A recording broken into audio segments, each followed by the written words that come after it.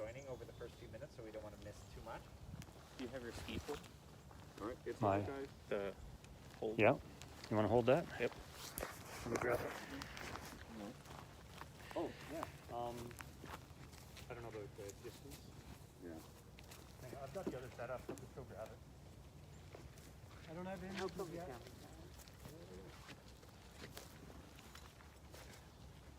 Are we live? Yep.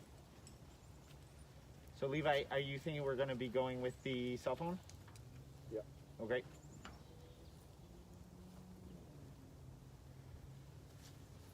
Dave, do you feel okay if I stand 6 feet away with you, from you, if I can take my mask off?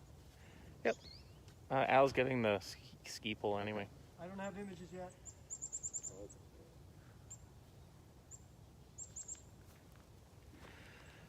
I thought those were like mushrooms or something. They're just gloves.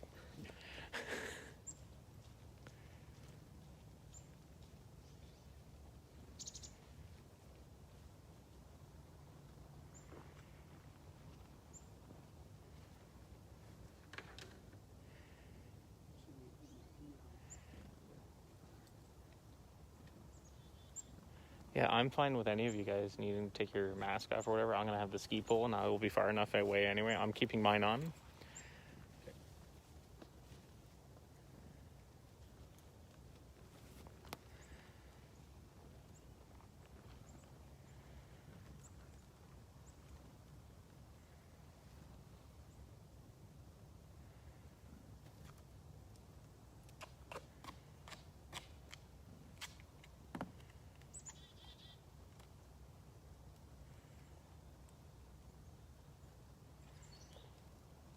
Levi, if Al's phone is using its signal to send the data to your laptop, would it be better to hotspot your phone to the laptop?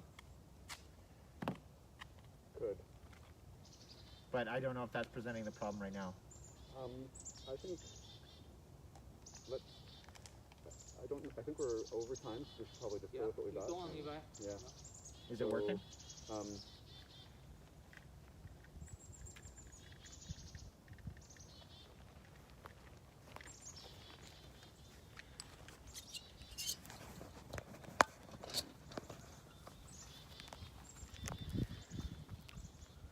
So the microphone works better than It in the looks like past. your microphone cable is looped around something on the microphone. You're right. Thank you. I was wondering why it wasn't stretching out.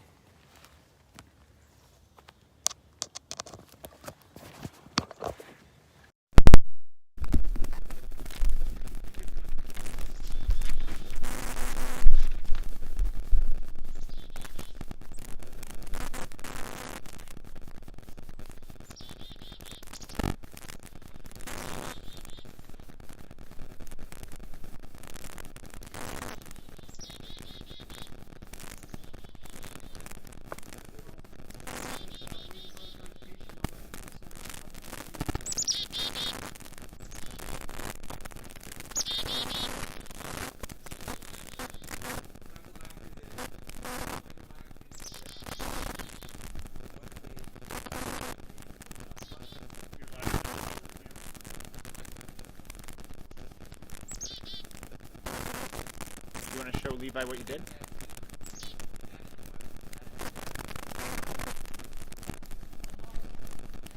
Hello, welcome to Winterbirds Live. We are having some technical difficulties. We apologize for the technical difficulties. We're just going to take a couple minutes at the start here to make sure everybody has the appropriate live link since we've had to reset it. So right now we're doing some audio tests and just making sure that our video is coming through. I'm going to switch this out. We're just going to switch out our microphone here. Just did. So apologize if there's any feedback in the speakers there. Clip it on there. Thanks. Oh god, Yeah, on the All right, so now we've got a new microphone plugged in. So we're going to see if that volume is a little bit better. And I'm waiting for a thumbs up from Joe Bell, our moderator here. And he can hear me. All right. So welcome to Winterbirds Live. My name is Nathan Manty. We're so glad you could join us. Thanks for sticking around. We apologize for the technical difficulties.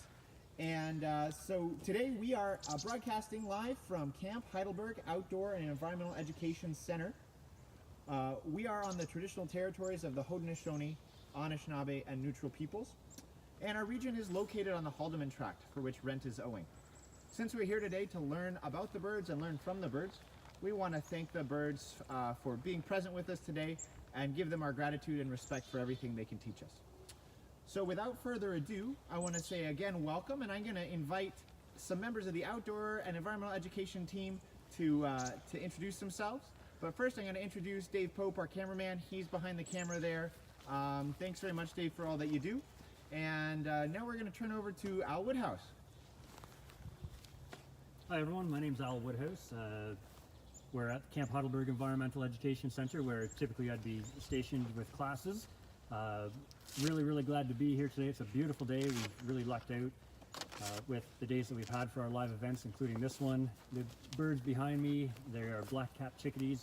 They're cooperating really well, and we're here as part of the winter bird count, which is going to be happening just about 10 days or so, or actually shorter 10 days, where it gives students the opportunity to go outside, maybe watch from your window if you feel like it, and count any birds in the neighborhood as part of coupling and pairing it with their Christmas bird count activity. Fantastic, Al. So while our other outdoor educators are just solving a couple technical issues, I wanted to ask you, Al, this is a citizen science event. Can you talk to me a little bit about what is citizen science and what's the value of citizen science? Sure. Citizen science is all about regular people like us contributing to scientific information. In terms of birds, there are only so many bird scientists, paid bird scientists in Ontario, not that many.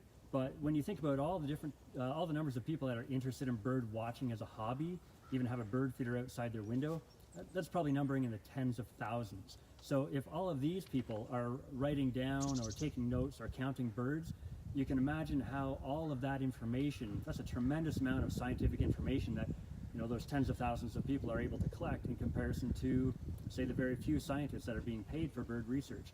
So citizen science is a very important part of contributing knowledge to the scientific community. And as part of the winter bird count, that's what this is all about. It's about a citizen science initiative, us contributing to the amount of knowledge that scientists can work with. Fantastic. Thank you very much, Al. So we are going to get to student questions. I have a whole page of questions submitted by students, and feel free to post your questions into the chat. Our moderator will be choosing questions from the chat to ask live. But next I'm going to ask Sean to introduce himself. This is Sean McCammon. Tell us about yourself.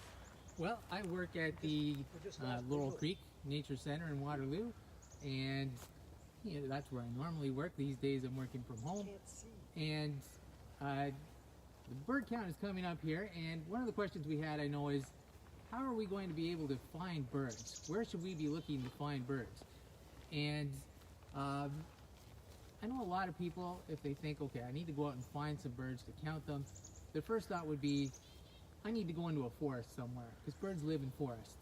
But the truth of that is, really, birds live in every different type of habitat around us, and so you would find birds in forests, you'd find birds in fields, wetlands, even in the middle of cities, really.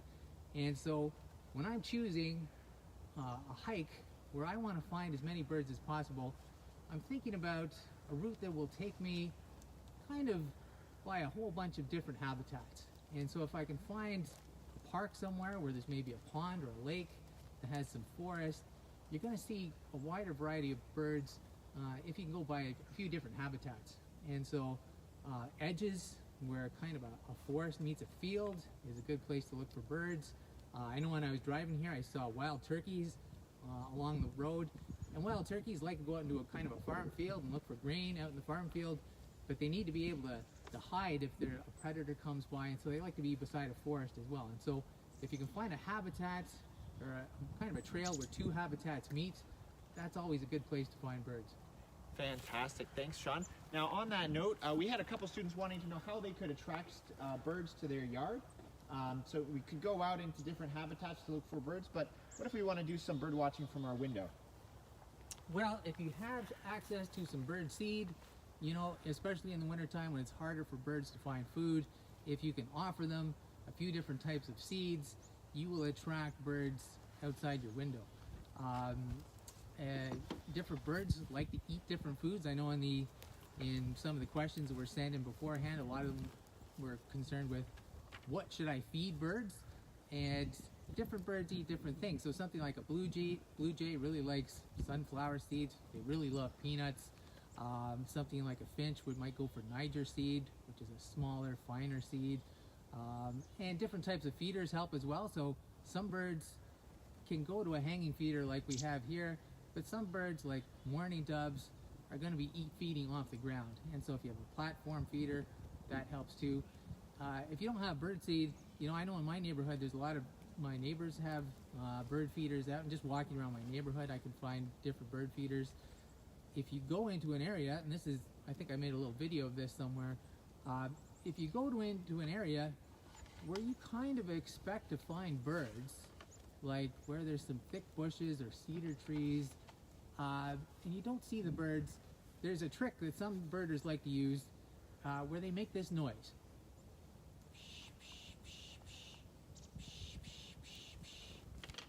And, you know, scientists, biologists, ornithologists, they're not really sure why this happens, but some birds are attracted to that sound.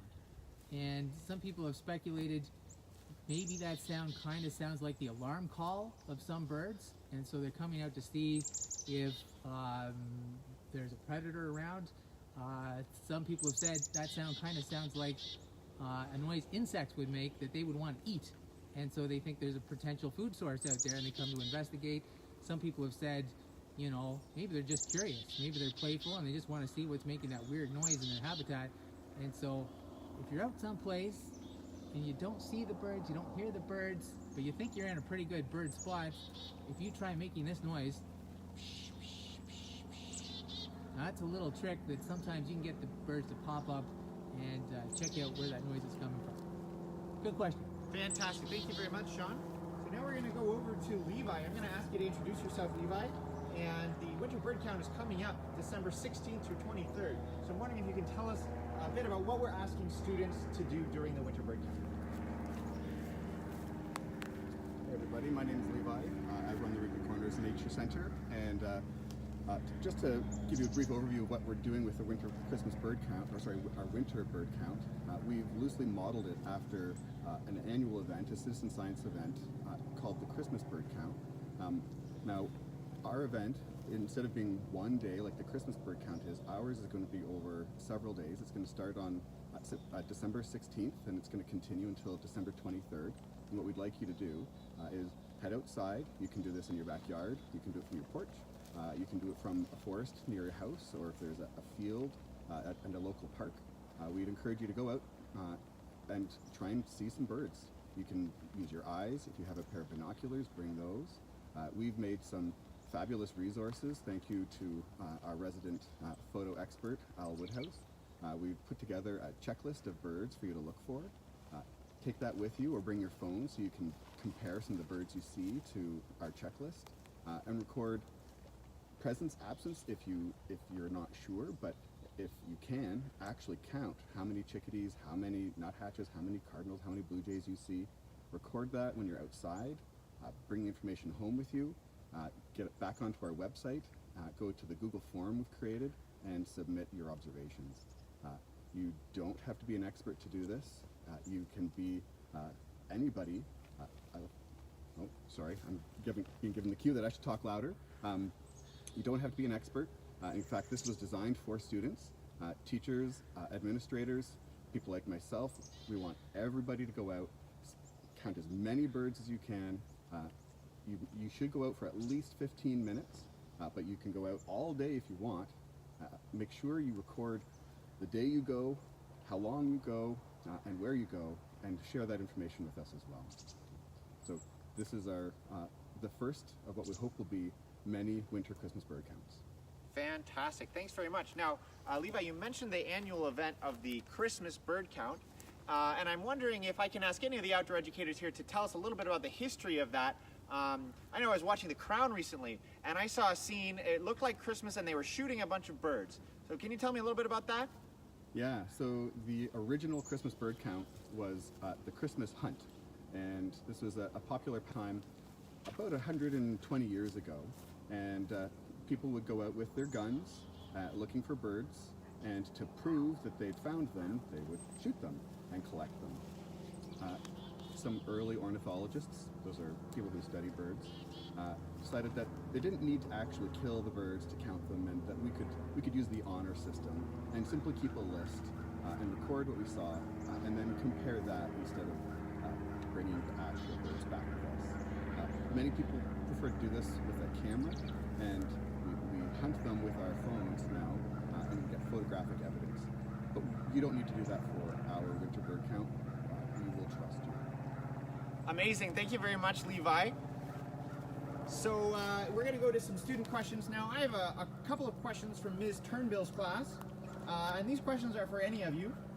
When did you start bird watching, and have you ever left Canada to go bird watching? All right. I was lucky enough growing up in Ottawa that I grew up beside a forest and beside the Rideau River, and I spent a lot of my childhood out in the woods. I will say I wasn't big on identifying the birds. I'd come back and I'd tell my mom, you know, I saw an owl today, and I really wouldn't worry about, you know, figuring out what type of owl that was. I just saw an owl. As I've gotten into this job and having to teach students about birds, certainly my knowledge of birds, my experience with birds has widened.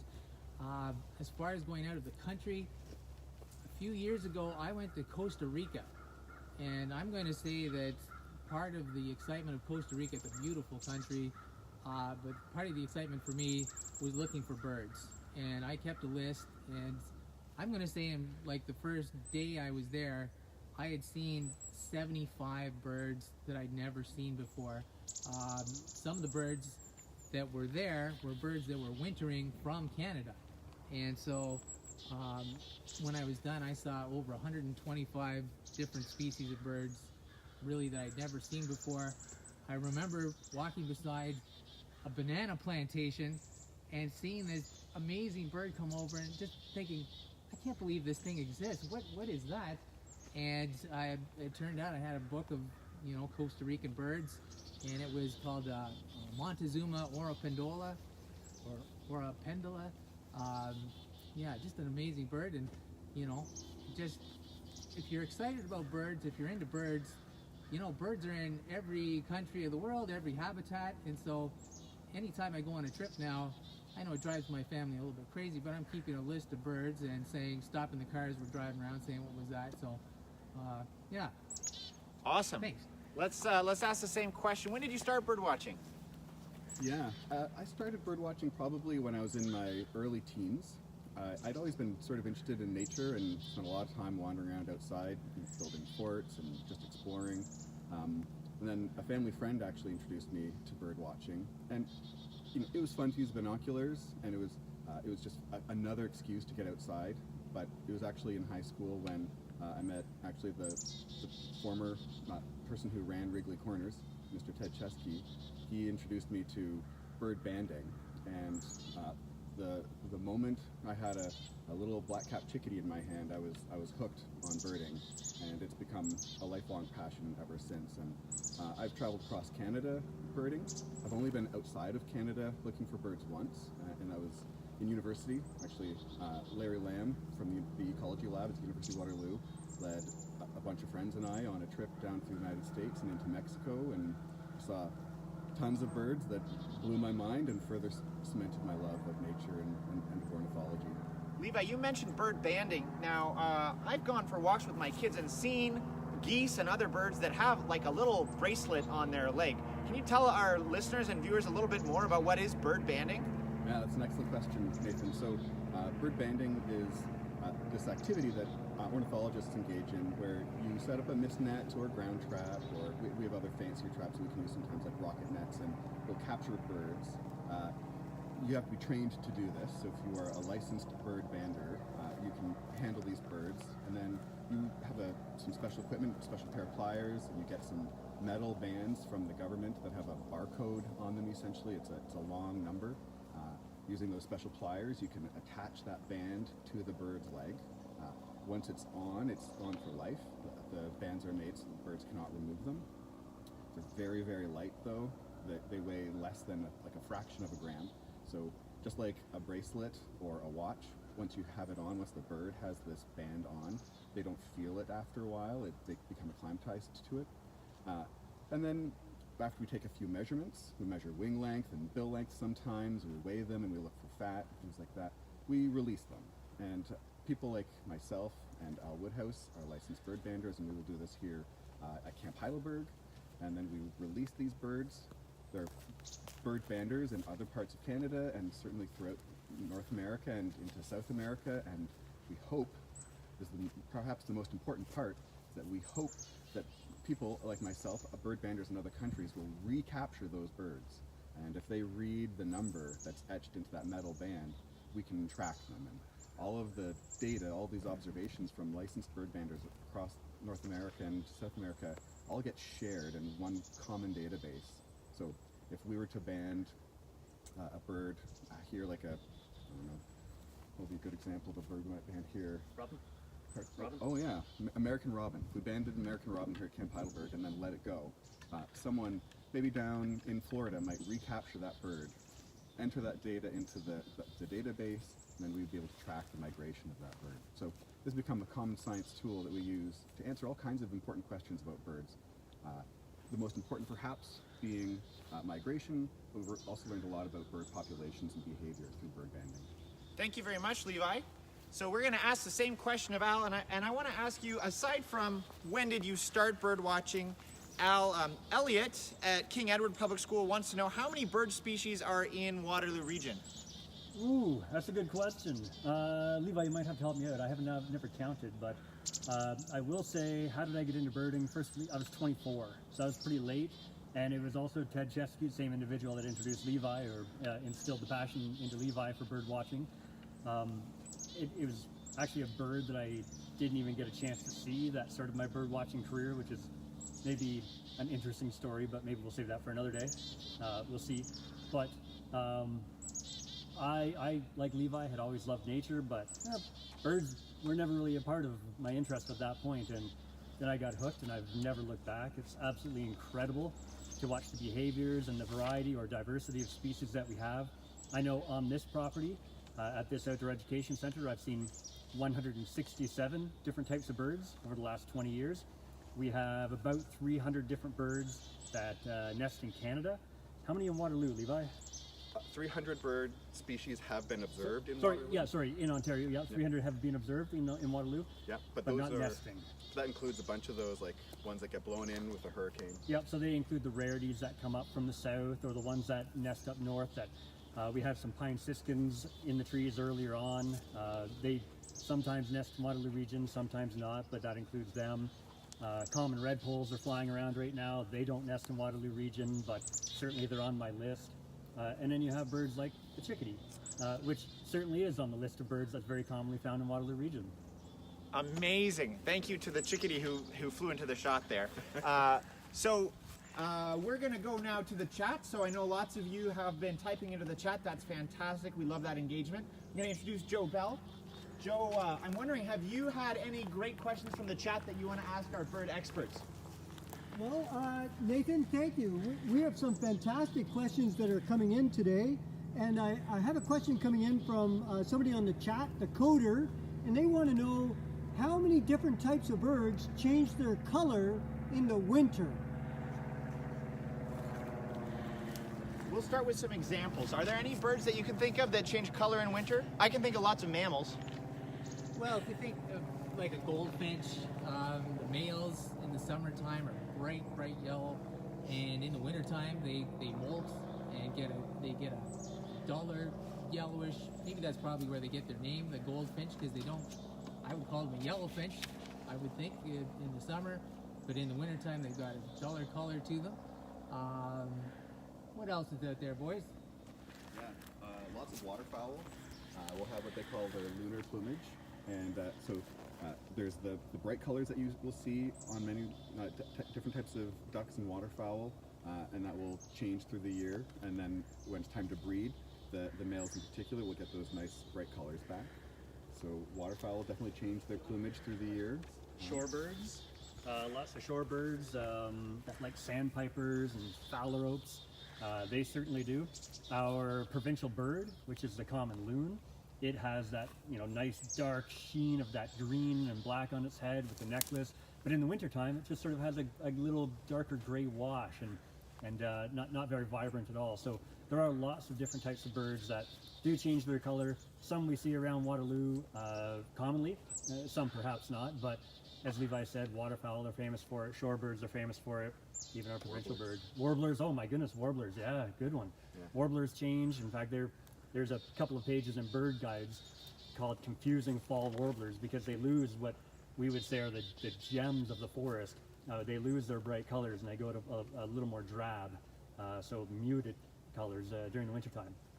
So winter plumage, lots of birds, not all, but lots of birds do change from their bright breeding colors or breeding plumage to more of an eclipsed or wintertime plumage. Fantastic. Thank you very much, Al. Yeah. I'd say like 200 maybe. We've got a question from Sammy, who is a distance learner from Laurelwood. 2 questions. Sammy wants to know, how do birds affect us? And also, do birds eat spiders? Awesome. Good question. Yes, many birds eat spiders, especially some of the ones that Al just mentioned, like the warblers, the chickadees, the finches. All of those birds are insectivorous. They also will eat fruit and nuts, and different types of seeds. But the vast majority of the smaller perching birds will eat insects at some stage in their life cycle. Perhaps they are the most voracious for things like spiders early in the spring when they're raising young. The baby birds, as they're growing, eat a lot of protein. Your parents might be on you about making sure you eat the protein, because that's the stuff that helps you build muscle and helps you grow. So yes, they definitely eat lots and lots of spiders. What was the other part of the question? The other question is, how do birds affect us? Oh yeah. The number of ways that birds affect us is perhaps too long to get into for this 1 hour live event, but maybe the most important way that they affect us is through bringing that happiness factor. I spend a lot of time outside birding, not just because I'm interested in monitoring populations, or not because I want to know some specialized bird behavior. I'm out there with my binoculars watching birds because it makes me happy. So that might be the most important way that they affect me.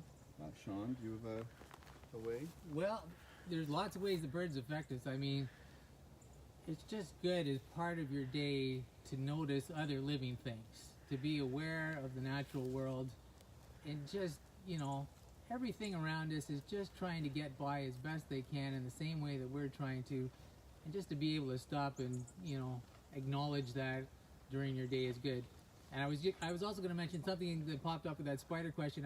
I read a study where wrens, in the study, one wren in one day brought 500 spiders back to a nest in one day. So That's a good one. birds do eat spiders. Amazing. Here's another question from Ms. Turnbill's class. What is the #1 cause of death among birds? And a follow-up, what would happen if you took away all the trees? Where would the birds live? Start at the other end and work your way down this way. Sure. Sure, why not? The #1 cause of bird death is going to be habitat loss by humans destroying or even changing their habitat to the point where they struggle to survive there. Habitat loss and habitat destruction is the main reason why birds are disappearing in pretty well every area of the planet right now. I'm going to leave #2 for Levi, if that's all right, Levi. Yeah. But habitat loss is definitely the big one. And look at how happy I am now. I'm the same way, Levi. Birds bring me great joy, whether it's seeing them or having them land on me, and just hearing them. Hearing that there is extra life out there that I might not be able to see, but I can certainly hear the activity. So we want to protect the habitats to protect our bird populations, that's for sure. All right. So Al's comment about how habitat loss is the #1 cause of mortality for birds is most definitely correct. We would call that an indirect cause of mortality. I don't think people go out cutting forests down with the purpose of killing birds, so it's an indirect consequence. I would say the #1 direct cause of mortality that's attributed to humans would be cats. And I'm not going to be very popular for saying this, but cats are considered an invasive species in many ways. We brought them to North America, and when we let them out of our house, they are carnivores, and their instinct is to hunt. And the vast majority of their prey are rodents. However, cats are amazing acrobats, and they can get up into those trees and they can catch lots and lots of birds. So I think it's estimated that 2.6 billion birds in North America die every year in the teeth of cats. So I would say that's probably the number 2 cause of mortality for birds. Yeah, well, I mean, the cats are a big one. I read that like 100 million birds in Canada alone are killed by cats. There's some other big ones here. I know, like window strikes, birds running into windows kills 100 million to 1 billion. I've heard vastly different estimates with that. Pesticides are a big problem. They think probably 100 million birds a year are killed by pesticides, and that may be underreported too, because the bird eats some pesticide, they get sick, and then some hawk comes and grabs them because their brain isn't working right. And so, you know, car strikes are a big one. Humans are have a huge impact on birds indirectly through habitat destruction.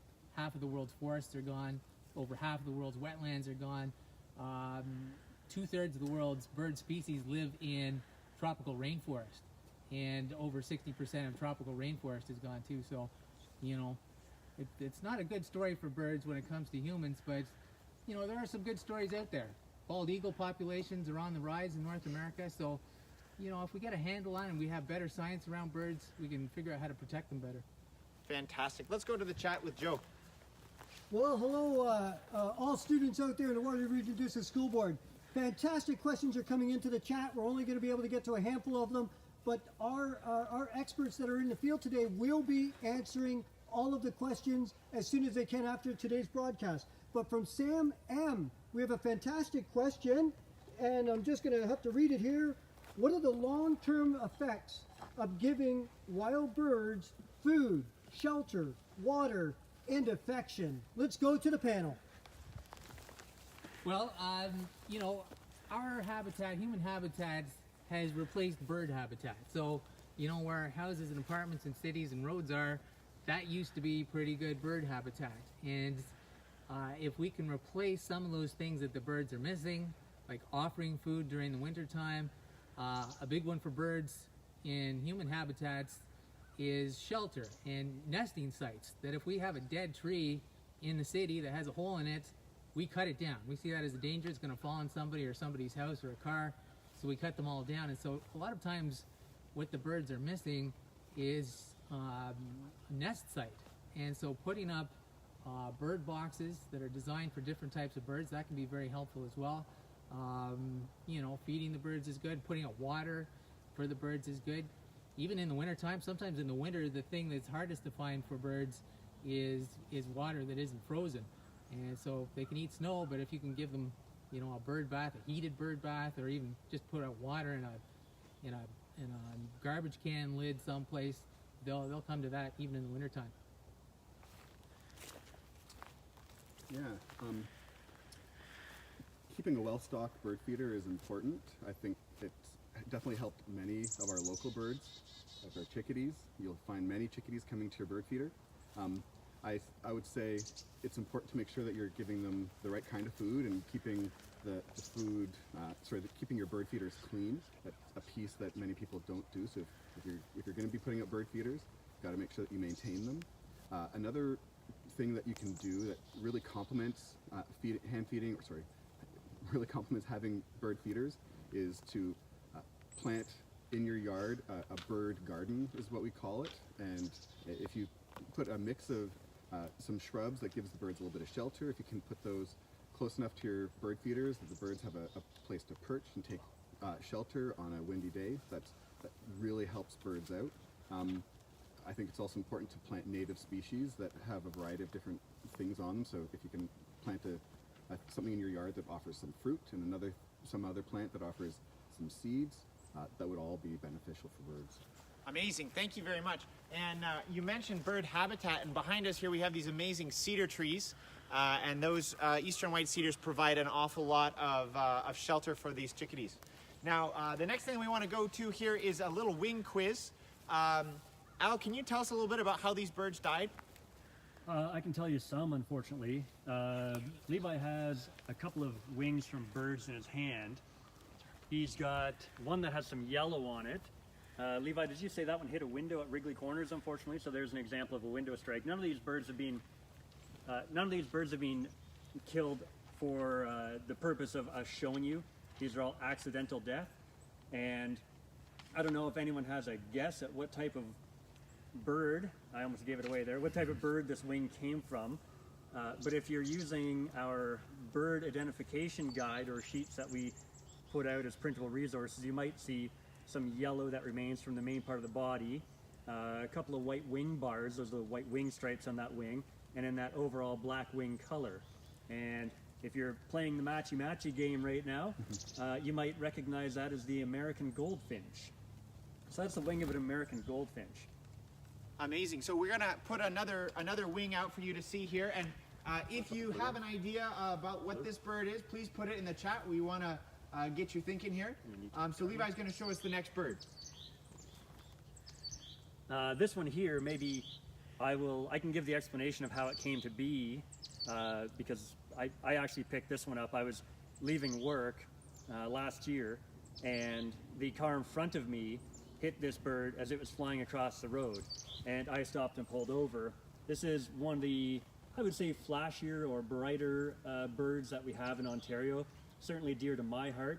You can see that blue color, which I guess is called indigo, because this is called an indigo bunting. If you have the opportunity and you're looking different types of birds up, indigo bunting is certainly one that you want to check out, but that is an absolutely striking bird, a beautiful, beautiful bird, the indigo bunting.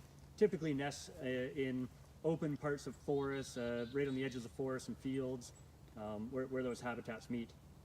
Amazing. All right, Levi, show us our last wing here. This is one that students might be familiar with from the distinctive color. Put your guesses in the chat. Levi, do you want to tell us anything about this particular specimen? Yeah, so this bird also died at Wrigley Corners. Wrigley Corners is going to sound like a bad place for birds, unfortunately. Well, you spend a lot of time there, so. But yeah, we ended up having this one hit one of our windows as well, and we collected it. And the original intent was to have it taxidermied and to have it as a specimen in the center. Unfortunately, in the freezer, which is where we store them until we can take them to the taxidermist, it got a little bit freezer burned, and it ruined the main body of the specimen. So we collected the wings so that we could use them for demonstrations. So that's sadly where this one came from. If you are using the key that Al mentioned earlier, this is one of the birds that you can find in Waterloo in the winter.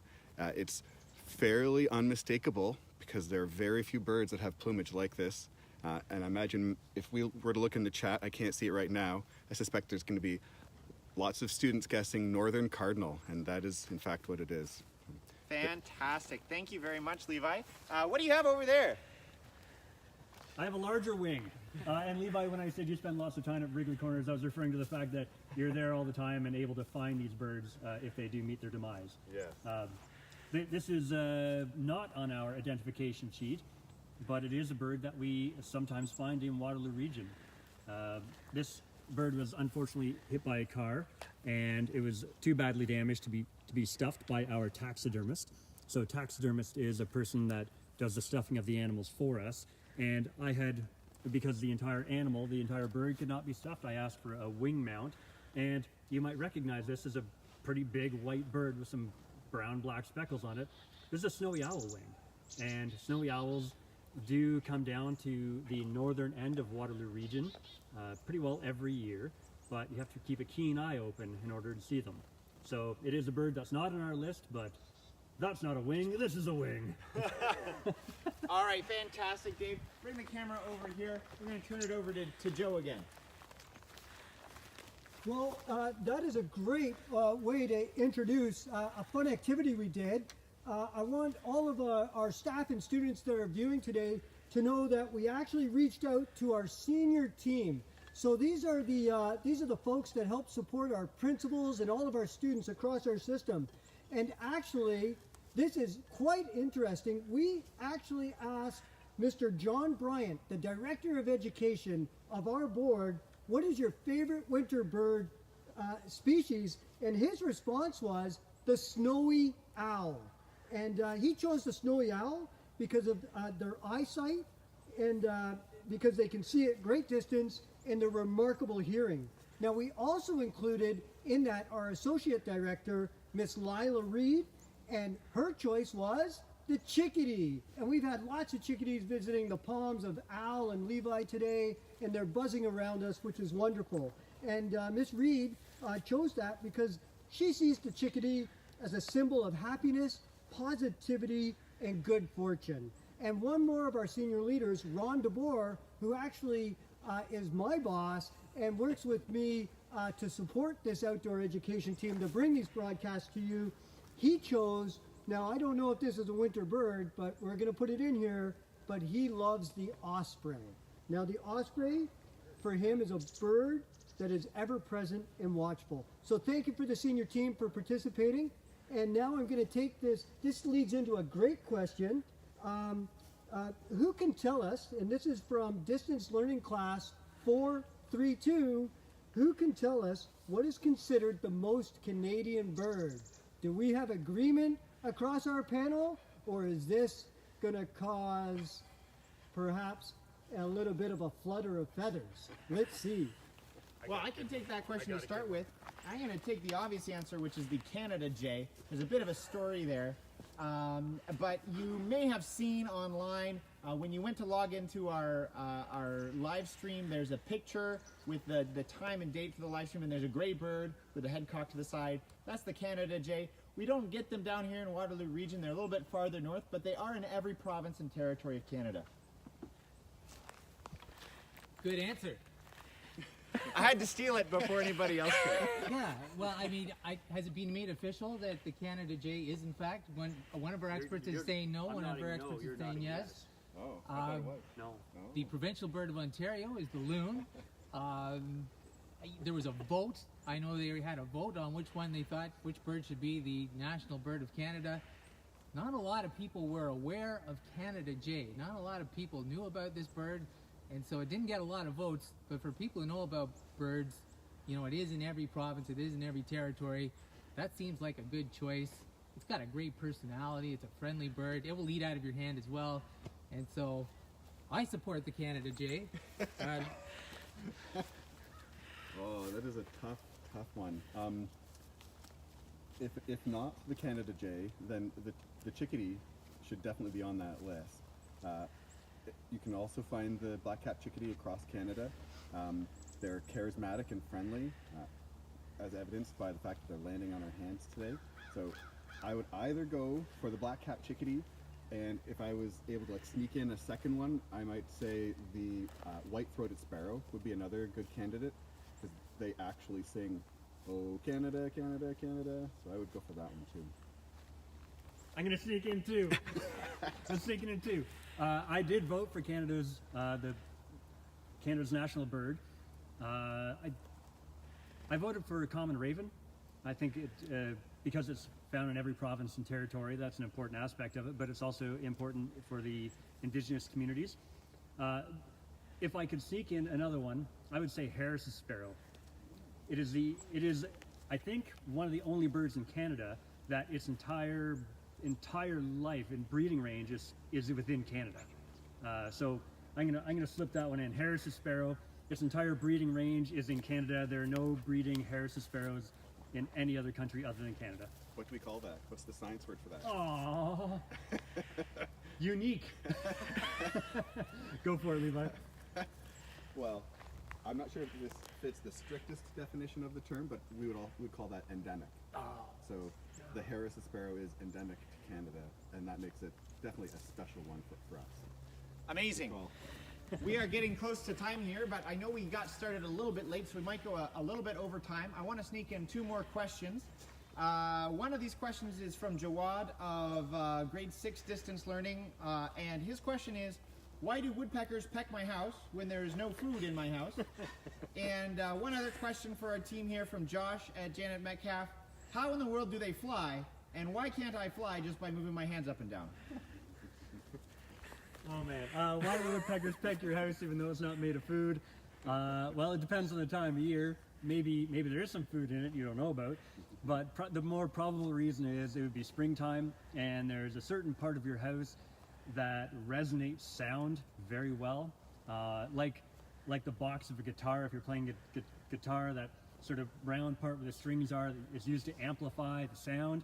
And there might be a portion of your house that is when a woodpecker's drumming, trying to attract a mate, it wants that sound to travel as far as possible. It could be amplifying the sound of it drumming. So there could be something hollow or something that makes a really good sound when it drums to carry that sound further, to carry it to a potential mate. Levi, how do birds fly, and why can't people fly? Oh, I took the easy part, good. Yeah, that's a good question. And birds can fly, for a variety of reasons, but the feather structure that they have that we don't have is really the functional piece. That's the thing that lets them fly. The feathers are very, very light, and if you were to look at a feather under a microscope, it's a long shaft with tiny little hairs sticking out of it that have little tiny barbs, and they mesh together and they hold on to each other. So even though they're very, very thin, very, very light, they're able to push, because they're stuck together, they're able to push very effectively against the air when they move their wings backwards. The fact that they have those very specialized structures called feathers is the key to bird flight. However, birds have a couple other really important adaptations that allow them to do this. One of which is that they have hollow bones. Many of the bones in a bird's body they have like a fine honeycomb structure on the inside, filled with air, with air, and that allows them to have an overall lower body weight for the size of the bird. And then they also have sacs under their skin, in their body. There's 6 of them that run through their body that when they breathe in, they can fill up sort of the same way you fill up your lungs, and that gives them some added buoyancy when they're flying. So there's 3 really important adaptations that birds have that allow them to fly that we don't. Good answer. Now, I thought while we were here, I would show, just as something fun, we decided to keep a bird list of all the birds we saw or heard just while we were doing our live event here. And certainly we've seen the chickadees, we've seen a couple jays. Right at the start, before we pushed record, we had a Cooper's hawk fly over. We've got a few flocks of pine siskins that have gone by. I saw a wild turkey coming in today. We had a red-tailed hawk at the gate of the nature center. Probably maybe the one that I got most excited about was this pileated woodpecker. That it's the largest woodpecker in North America, size of a crow, that went by. We didn't get a great look at it, but it was here. We saw some crows, and we heard a downy woodpecker just behind us here. And part of this list here, it's a good example of how if you just go outside and you stand someplace and you be in the moment and you allow yourself to relax a little bit and you listen, you can come up with a pretty good bird list anywhere. You could get 9 or 10 birds standing on the sidewalk in your neighborhood for an hour. So if you're participating in the bird count, sometimes it's not so much a matter of going to a whole bunch of different places to find birds as just being in one spot and being aware of them while you're there. Fantastic. Thank you very much, Sean. Now, I know some of you might be wondering, are we going to hear Sean sing Birds Are Everywhere, Man? And the answer is yes, that's going to be our last thing. But before we get to that, there are some kind of special opportunities this year in particular. So we have one question for our experts, which is, what birds might we be able to see this winter that we might not normally see in Waterloo region? All right, fantastic question. This is a special year for winter birds in Waterloo.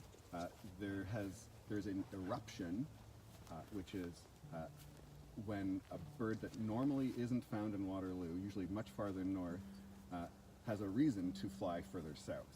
And the bird that has erupted into Waterloo this year is the evening grosbeak. This is a large bird, sort of the size of a cardinal, only it has that same big wedge-shaped beak that a cardinal does, only instead of being red, they're yellow, black, and white. But they're pretty big. They're, again, unmistakable, just like that cardinal, only yellow instead of red. If if you go out for a walk, you might see them perched in a tree that has green needles on it still, so a conifer. But they also have been coming to people's bird feeders. So if you have a bird feeder set up in your yard, keep an eye peeled for a bird that's bright yellow. If it's larger than a chickadee, if it's approaching the size of a cardinal, take a really good look, maybe even take a photo, because there's a good chance that's an evening grosbeak. And if I can just add to that, there's evening grosbeak, common redpoll is another one, which is another finch that has come down. And the reason they come down is because the food that they eat or try to find in their regular range, where they would normally be found, it just doesn't exist. Bushes and trees produce seeds in cycles. So sometimes you have trees and bushes that make lots of seeds. Sometimes you have bushes and trees that make very few. And this happens to be a year where the trees and bushes have made very few seeds. And if you're able to move, and birds obviously are capable of flight, many of them, you go somewhere else to find your food. And in this case, they've chosen to come down to the southern Ontario part, where the trees and bushes in this area actually did produce seed. So some are going to make their way further south into the US, but we're going to have a lot of them stopping in the Waterloo region and southern Ontario. So as Levi said, keep your eyes open. These are very unique birds. This only happens about one every 8 to 10 years or so that we have these birds in southern Ontario. We should maybe point out one other thing about the grosbeak. Sure. Sorry, we're going to make this go for a long time. The other really important thing everybody should know about evening grosbeaks is that they have the ignoble honor of being the bird that has had the fastest declining population in all of North America. 9 out of 10 evening grosbeaks have disappeared since 1970. So that it's a 92% decline. No other bird in North America has disappeared as quickly as the evening grosbeak. Why are they disappearing? Yeah, it's a great question, Sean. A big part of that is habitat loss. So evening grosbeaks breed in the boreal forest, and the boreal forest is huge, but we have significantly altered large portions of it through forestry, but also other other resource extraction activities like looking for natural gas and oil. Amazing. We're going to take one moment here to go to Joe for one last question from the chat. We have one final question, and it's a question that's going to bring a lot of joy to every one of our outdoor education and environmental specialists. And that is, it's coming from Anna from Miss Kunkel's class, and she is asking, have you ever taken any pictures of or filmed birds? Take it away.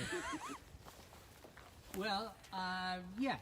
I take pictures of the birds at the feeder outside my window.